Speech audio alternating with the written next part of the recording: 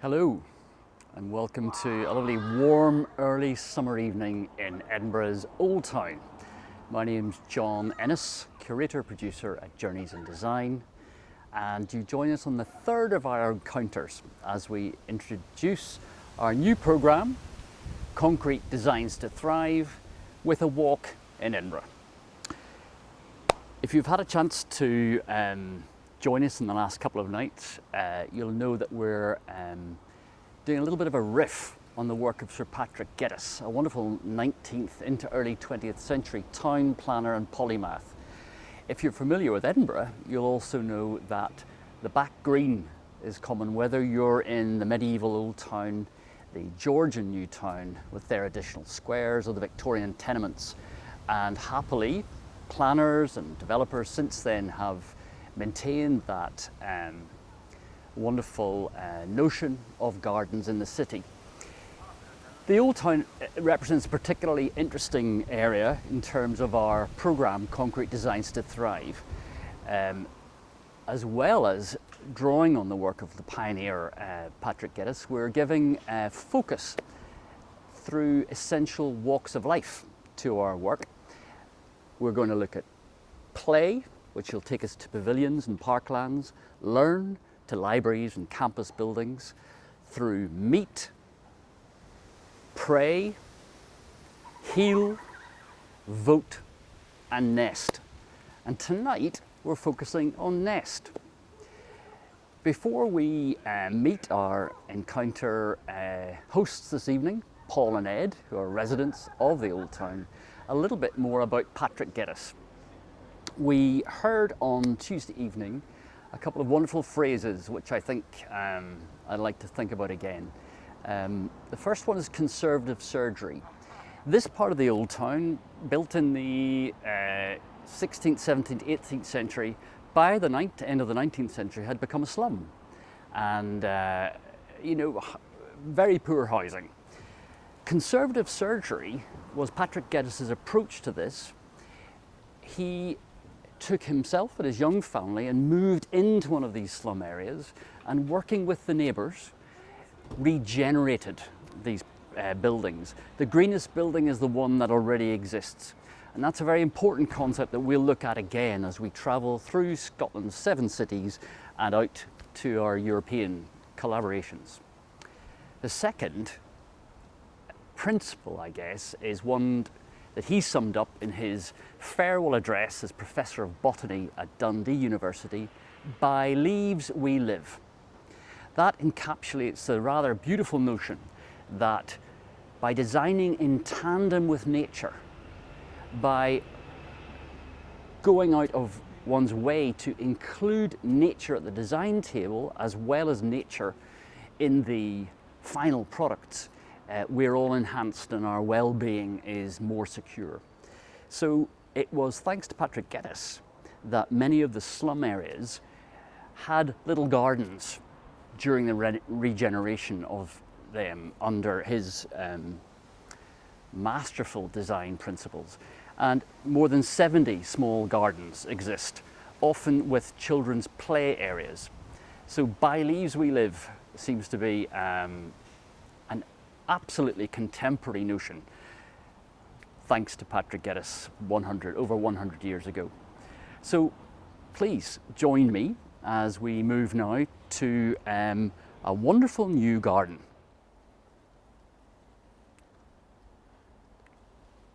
And tonight I'm really delighted to let you in on a rather beautiful example of regenerative garden design. I'm just going to let you enjoy this for a few moments, let you dwell in the joy of this new garden before we meet Paul and Ed, local residents and the garden's makers.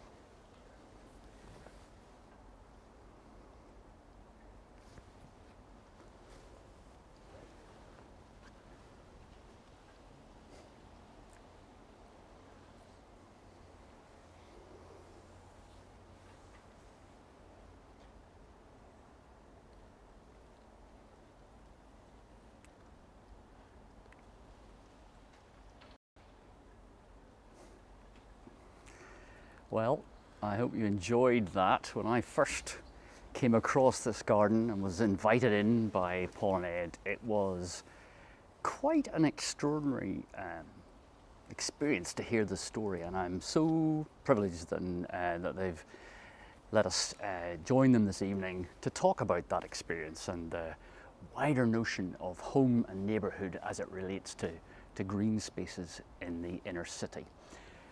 Lovely to see you both again. Nice to see you. Evening, too. John. Nice Ed to see you. and Paul, welcome to the third of our encounter in our Concrete Designs to Thrive series. I feel like I'm saying too much now because in many ways the garden speaks for itself. We've talked a little bit about lockdown having affected us all. This is a lockdown garden project. Would you like to tell us a little bit about it? Yeah, I mean, it certainly was for a number of reasons. So in this part of the city, in the city centre, lockdown affected us in a very particular way, in the sense that because it's a holiday town in disguise as a town, the whole place emptied out except very small kind of groupings of people around a variety of greens or back greens off the Royal Mile, and we were one of them, and it was a bit like being a kind of brigadoon in the middle of nowhere. You're used to walking out on the Royal Mile and there being hundreds of people, and suddenly there was nobody at all. And a number of things happened which brought us as neighbours closer together, and partly it was that kind of absence of anything else around us. One of our neighbours put speakers out in the window at lunchtime every day, and then after about a week we started dancing to the music that she was playing. I'm going to intercept here. I need to tell you about the garden. No, I was going to say I know Paul and Ed to be lunatic dancers, so I'm sure that went very well. Well, I can tell you, it ended up going further than that, and it kind of then every weekend it was fancy dress dancing. Neighbourhood. And it became this most extraordinary kind of internal spectacle, and the 3 or 4 people that walked up and down the Royal Mile would come and peer in and go and run away again. We're running away. But one of the things it did do was, of course, you can't go anywhere else. We were looking out of the window of our flat down onto a drying green made of tarmac, and it didn't take long for us to think, well, I really can't look at this tarmac anymore. And it's about time we did something with it. I'm just going to pause there. We are not quite a year on from all this activity. This was a tarmac plain. Yeah. I mean, carry on. It was on. very much, I suppose all these backyards in this part of the city and in a lot of Victorian tenements were exactly that. They were for drying clothes, and that was it. And this was definitely one of those. And so we'd talked about doing something with it for 15 years since we'd lived here. I thought, right, well, our excuses have run out. It's COVID. Yeah. So it's about time we started doing something, and and the first move was to start addressing the tarmac that was in here. So I know that you've both worked hard at this, Paul. Yeah. You were talking to me recently about how that has happened and the sort of the first tools that you started using, where the genesis of the whole thing came around. Well, we looked on Gumtree and found somebody selling a angle grinder. So we drew plans up as well. We had loads of plans to see what it would look like. And actually it looks like nothing like the plans we made at the end of the day. Interesting. Because it just started, and then you think, oh, should we make this bit wider? Why don't we put that there? So it grew like that. So every day I was chopping. We chalked them out first, and then I cut them up, and Well, this is where I think this is the first thing to notice. We're sitting the tarmac ended up. We're sitting on the slabs of tarmac. This is anyone who's interested in sustainable or even regenerative design is just going to be thrilled by the fact that this didn't go anywhere.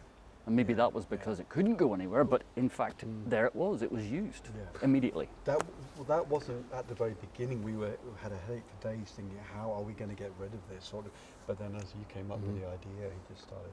That was it. But it was definitely the condition of lockdown. There were no deliveries, there was nobody taking things away, you couldn't go to the dump. And actually that does focus the mind when you go, okay, I've created rubbish, but I can't take it anywhere else. Particularly in a city centre, it is an extremely salutary thing. You realise how much rubbish is just removed without us ever thinking about it. And it doesn't mean it ceases to exist. It just means it's removed out of sight. Exactly. So in fact, this as was a much kind as of way of dealing with that. 40% of landfill in Scotland is from the construction industry. Yeah. So small projects like this actually do make a significant difference when you're reusing what would be the rubbish. And underneath the tarmac, I can't imagine there was much healthy soil. Nothing. Nothing at all. Okay. It was rubble, builder's rubble. Oh, so often it would have been, yes. Yeah, it was just rubble and grit, so you couldn't actually get it out with a spade either. You wouldn't just dig it into we had to sit on the edge of each hole and just pull it out one by one with your hands, all the stones with a little hand trowel, just pull it out that way. So Your finely honed physiques speak of no need for the gym. I wish. Just last year. That's a year ago, John. Okay. Wobbling around with bad backs as well. But I mean, absolutely. Yeah. I mean, hot baths, etc. So the rubble Mm-hmm. ended up here. So that was where the rubble ended up. in our mail order wall from Amazon, so the Yeah. cages for They the were wall ordered online, because of course that's the only way you were going to get anything. The stones came from here. And so on. There was one point at which we thought we were running out of stones, so all the neighbours started providing bottles. So we have a bottle from or here two or in the there. wall there, Yeah. right? Yeah. Interesting. We also had, because there were piles of grit, we bought some small sandbags this size, and we Okay. filled those up with the grit, and they were put in the middle, down the centre, and they were piled up. So there's a core of 9 these. Yeah. sandbags, and you pour the stones down Yeah. inside of them, so we got rid of the grit as well. Fantastic. So yeah, we got. Now that's probably not even half the story, but I mean, we're looking around. There must be something of a microclimate in here because it's so green. It's an amazing, because actually partly of the tarmac and the stone walls and the buildings, it's a real heat trap in here, south facing, and actually the design of the garden is very much about following the sun, so it's not here right now, but getting from kind of where we are at the moment in the morning to down at the other end of the garden in the So evening. this is morning coffee. This is kind of in my dreams morning coffee. Okay, yeah, when there's time. Yeah, and the other end is gin and tonic, and it kind of between backwards and forwards between I the two. think that's the cue to head for a Yeah. gin and tonic, or at least a little walk. Shall we have a little walk and Yeah. just talk through maybe Yeah. some of the planting? Sure. Let's Yeah. do it. Yeah. And, I got gin and tonics. so yeah, I mean the origins of the planting were in another regenerative garden project that took place here, gosh, about 10 years ago, Okay. sponsored by the festival, which was called Jardin Public, again kind of a Geddes-inspired thing, where an artist came along and her art is to solve people's problems. So people in the city centre are going, I haven't got any garden, you know, it's all very difficult. So she went, right, I'll give you a garden. So she gave the courtyard loads and loads of plants. And kind This of is not solved- here, this is somewhere nearby yeah, as well. it's kind of further up, Right. sort of next door. But actually the origin of lots of the planting here is plants from there Nice. that came out of the pots that we got. Hence some of the maturer Yeah. bits and pieces. So the yeah. the big crabapple tree, for example, was in a pot. There's a number of kind of cooking apples and those kind of things as well. Fantastic. I about 15 years ago Shall we- tried it out. I tried it out 15 years ago, and I cut a metre square of this out. We're talking 15 years ago now, and put a little crabapple tree. Ah. in. So that's been by itself there for So, 15 years. fantastic, and fantastic. That's already established. But Lovely. That was this big when I put it in. But loads of stuff came from the neighbours. So all of the aqualegias and geraniums. Beautiful, and aren't they? everything, They've all yeah, come up. Kind of people bringing things round. We had to turn them away after a while, going, Isn't that actually, we've interesting? run So- out of room. Neighbourhood fellowship over Yeah. what you put and grow in the garden. Yeah. And I mean, the view's down onto this, as you said, you'd been looking at it for years, and now there's just a joy. It appears that to be that one or two of the plants, quite a seasonal garden then? Yeah, so and this goes down, we sat here a lot in the winter, Uh-huh. actually, in the kind of après ski world, or so we like to imagine. Yes. Still but- had snow, but maybe But not. kind of the Slow. balance is between the veg and putting veg in the middle of the, rather than going, Okay, oh, I'll have a so vegetable there's a plot. productive element to it. Yeah, and it grows. So the great thing about potatoes is you look at them and you go, that is dinner in 3 months' time, I hope. Brilliant. And that kind of comes and goes at a particular rate. So these kind of Jerusalem artichokes from the grocer, just put them in the ground, and so hopefully They'll shoot up right. by November they'll be up there, by which time the potatoes will have been replaced by the kale. And what's lovely about a kind of garden is watching kind of wave after wave come actually as the months advance. I also love the temporal nature of it, not just the seasons, but the next year and the 2 years after that. There's something wonderful about having there can be such an express train of activity to sit and linger and dwell and be planning that far ahead is wonderful for the mindset, I think, true. isn't it? That's true. And the wildlife. Bees, these are covered in bees, butterflies, I mean, and we have a rat. oh, you have a rat, okay. How thrilling. Biodiversity Maybe, of, certainly. She's of every got here sometimes in the back. She's got a hole in there, so She's happy enough. she's happy here too. Well, look, it's a joy to see this. It really is. And you have your little stone head there, but it feels a meditative space, regardless. It's got some wonderful sense of pace and beauty to it. Yeah. Look, congratulations. Thanks very much. We're continuing our encounters, and in fact, we'll be looking more at Geddes' famous "By Leaves We Live" notion, and as I say, visiting one or two other gardens and initiatives on this route. We have a chat function in our thing tonight. High-tech and environment. Abbott is what have we Is got that here a tarmac from? bench? Oh yes, is that a tarmac bench you're sitting on? Absolutely. So that we Yeah. might have come in a little later on, and we were mentioning that extraordinary feature, reusing the tarmac that's come up. We had a question pitched before tonight about the variety that's possible to grow in a town garden. Someone anticipating, but I think there's no doubt there's a lot here. And, I mean, the other thing about gardens, of course, we make mistakes. So if it doesn't work out, it goes, I guess. Yeah. Are you finding it? Do you have a big hint or tip about what not to try yet? It's early days. Interesting. Don't plant your spinach too early. There's a lesson I've learned this year. Okay, fine. But Good.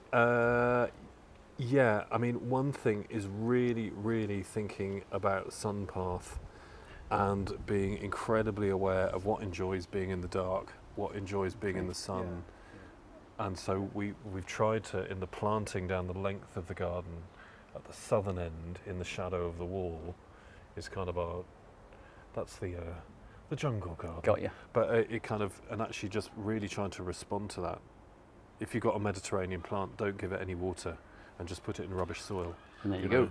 Yeah. Oh, it'll come. There's a lovely rhythm to the planting, that a hebe, right, is it? Yes. And you've got, those punctuating that, all those beds, and that's a very vibrant, plant looking there as well. So there's... Yeah. There are some weeds which come up which we really like. They're very big and beautiful. We let them stay there before they flower and seed. I mean, But we leave them there for a while. but look, I mean, some people are pulling these out, but I just think Right. they're joyous. Yeah. They come to a height. They're lovely little thing. You've got your alliums and everything.